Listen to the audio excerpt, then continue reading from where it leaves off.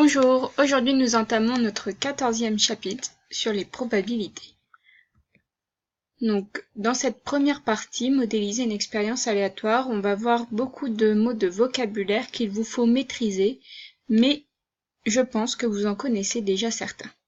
Déjà, qu'est-ce que c'est qu'une expérience aléatoire? Une expérience aléatoire, c'est une expérience dans laquelle intervient le hasard. Et vu qu'il y a du hasard qui va intervenir, on ne peut pas prévoir le résultat à l'avance. Mais on peut dire toutes les différentes possibilités que l'on appelle issues. La probabilité d'une issue, c'est un nombre qui est compris entre 0 et 1 et qui peut s'interpréter comme la proportion de chances que cette issue a d'être obtenue. La somme des probabilités de toutes les issues d'une expérience aléatoire est égale à 1. Alors, lorsque toutes les issues d'une expérience aléatoire ont la même probabilité, on dit que les issues sont équiprobables. Dans ce cas, si l'expérience comporte n issues, la probabilité de chacune d'entre elles vaut 1 sur n. Par exemple, nous avons ci-contre une roue qu'on va faire tourner et on va observer la couleur. C'est bien une expérience aléatoire car on ne peut pas prédire à l'avance la couleur qui va être obtenue. On remarque que toutes les parts font la même taille, donc on est dans une situation d'équiprobabilité. Il y a autant de rouge que de jaune, que de vert, que de bleu, que de blanc, que de noir. Il y a 6 issues différentes, ce sont les issues que je viens de citer, rouge, jaune, vert, bleu, blanc, noir. Et la probabilité de chacune de ces issues, par exemple la probabilité d'obtenir vert, est égale à 1 sur 6.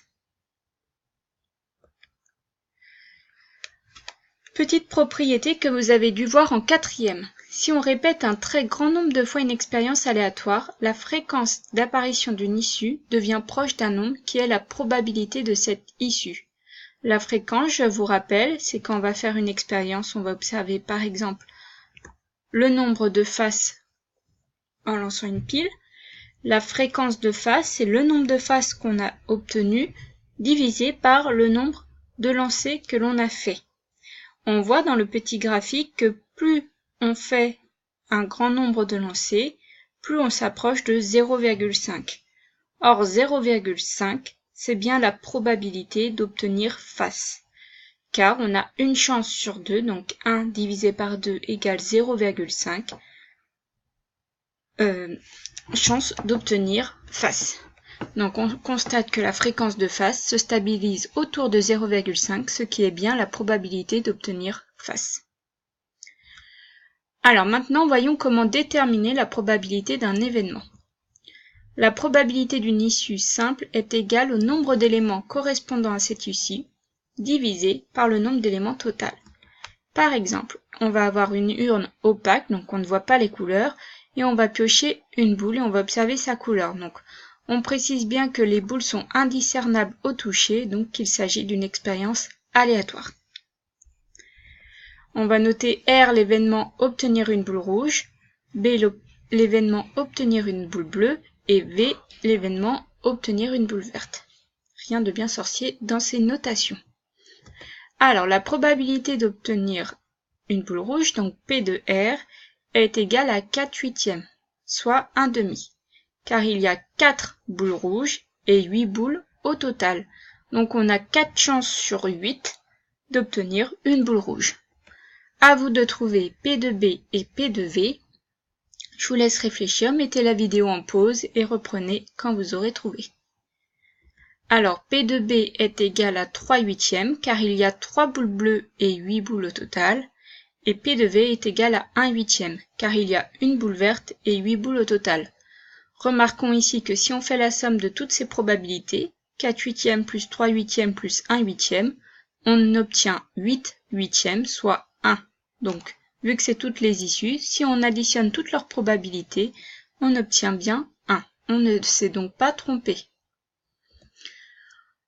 Un petit peu de vocabulaire encore. On dit que deux événements sont incompatibles s'ils ne peuvent se réaliser en même temps. Par exemple, dans un jeu de cartes, on va tirer une carte. On va noter les événements R, obtenir une carte rouge, et T, obtenir un trèfle. Ces deux événements sont incompatibles. En effet, il n'est pas possible d'obtenir une carte rouge qui soit un trèfle.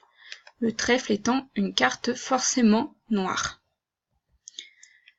L'événement contraire d'un événement A est l'événement qui se réalise lorsque A n'est pas réalisé. On le note A bar, donc avec un A avec une petite barre au-dessus. Sa probabilité est P de A bar égale 1 moins P de A. Exemple, on va tirer au hasard un jour de la semaine. On note A l'événement, le nom du jour contient la lettre U. L'événement contraire est, le nom du jour ne contient pas la lettre U. On a P de A qui est égal à 2/7. On a lundi et jeudi qui contiennent la lettre U dans les jours de la semaine. P de A bar, 1 moins 2/7 c'est égal à 5/7. C'est normal, on a bien 5 jours qui ne contiennent pas la lettre U. Mardi, mercredi, vendredi, samedi et dimanche. Voilà, nous travaillerons tout cela en classe. Je vous souhaite une bonne soirée.